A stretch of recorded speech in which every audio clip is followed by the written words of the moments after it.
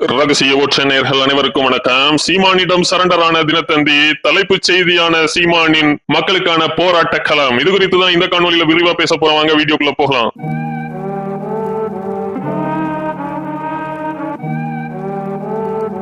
தமிழ்நாட்டு அரசியல் களத்துல இருக்கக்கூடிய ஊடகங்கள் அனைத்துமே இங்க இருக்கக்கூடிய மக்களுக்கான போராளிகள் குறித்தோ உண்மையாக மக்களுக்காக களம் காணுபவர்கள் குறித்தோ எந்த ஒரு செய்தியையும் போட மாட்டாங்க. முழுக்க முழுக்க ஊழல்வாதிகளையும் திரைத்துறையில இருந்து வருபவர்களையும் மிகப்பெரிய அளவு ப்ரொமோட் பண்றதுதான் இவர்களுடைய வேலையா இருக்கும். இதன் பின்னணியில இவர்களுக்கு மிகப்பெரிய அளவு பணமும் கொடுக்கப்படுவதாகவும் தகவல் வருது. இந்த லட்சணத்துலதான் இவர்கள் மக்களுக்கான பத்திரிகை, நாங்க மக்களுக்காக ஊடகத்தை நடந்தோம் அப்படின்ட்டு பொய் புரட்டுகளை உருட்டுவாங்க. அதுலயும் தினத்தந்தி ஊடகம் ஒருபடி மேல போய் நாம் தமிழர் கட்சிக்கு 8% அதிகமா வரக்கூடிய ஒரு தேர்தல்ல போய் நாம் தமிழர் கட்சி வெறும் 5% தான் எடுக்கும், நாம் தமிழர் கட்சி 4% தான் எடுக்கும்ட்டு போலியா கருத்து திணிப்பையும் மக்கள் மத்தியில பண்றதுல கெட்டிக்காரங்க. கடந்த நாடாளுமன்ற தேர்தல்ல நாம் தமிழர் கட்சியை எப்படியாவது ஓச்சரணுங்கிற பெயர்ல போலி கருத்து கணிப்பு எடுத்து மக்கள் மத்தியில திணிச்சாங்க. ஆனா இவர்களுக்கு செருப்படி விழும் விதமாக மக்கள் நாம் தமிழர் கட்சியை அங்கீகரிக்கப்பட்ட கட்சியாக மாற்றிருந்தாங்க. இந்த சூழல்ல விஜய் வந்த பிறகும் விஜய்க்கு ஆதரவான செய்திகளை போடுறது, விஜய தலைப்பு செய்தி ஆக்குறது, முதல் பக்கத்துல விஜய்க்கான இடத்தை கொடுக்கறது அப்படின்ட்டு மிகப்பெரிய அளவு ஒரு பித்தலாட்டம் தான் பண்ணிட்டு இருந்தாங்க. ஆனா இப்ப என்ன நடந்துச்சுன்னு தெரியல.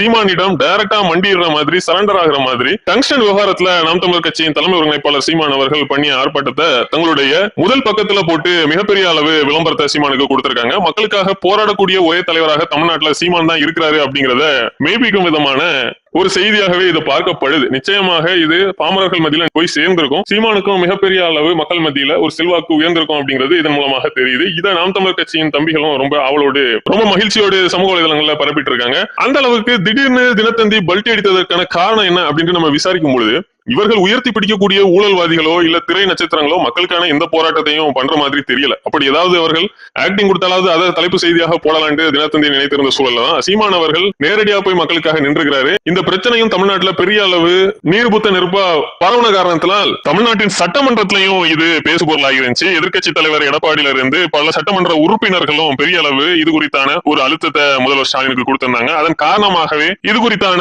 ஒரு தீர்மானத்தை நிறைவேற்றி ஒன்றிய அரசுக்கு தமிழ்நாடு அரசு அனுப்பியிருந்தாங்க. சோ இதுவும் மிகப்பெரிய அளவு ஊடகங்களால் பேசுபொருளாக்கப்பட்டிருந்துச்சு. இந்த சூழல்ல தமிழ்நாட்டு அரசியல் தலைவர்களையே பேச்சுல மட்டும் இருந்தவர்கள் மத்தியில செயல்லையும் நான் இருக்கிறேன் அப்படிங்கிற ஒரு துணியில நாம் தமிழர் கட்சியின் தலைமை ஒருங்கிணைப்பாளர் சீமான் அவர்கள் மட்டும் நேரடியாக மக்களுக்காக போய் நின்று இந்த போராட்டத்தை நடத்தியிருந்தாரு. அதுல பெரும்பாலான மக்களும் சீமான் அவர்கள் தங்களுக்காக வந்ததை நினைத்து மகிழ்ச்சி அடைஞ்சிருந்தாங்க. சோ வேற வழியே இல்லாம இதை தந்தி செய்தி ஆக்கியிருக்காங்க. அதுவும் முதல் பக்கத்துல முதன்மை செய்தியாக மாற்றியது நிச்சயமாக சீமான் அவர்களுக்கு கிடைத்த ஒரு மிகப்பெரிய கிரெடிட்டாக தான் பார்க்கணும். இனி வரக்கூடிய நாட்களையும் இங்க உள்ள ஊடகங்களுக்கு வேற வழியே இல்ல, சீமான் அவர்களை மக்கள் மத்தியில் கொண்டு சேர்த்தால் ஒழிய இவர்களுடைய பத்திரிகைகளும் ஊடகங்களுமே போனி ஆகாது அப்படிங்கிறது தான் கலை யதார்த்தமும். நன்றி, வணக்கம்.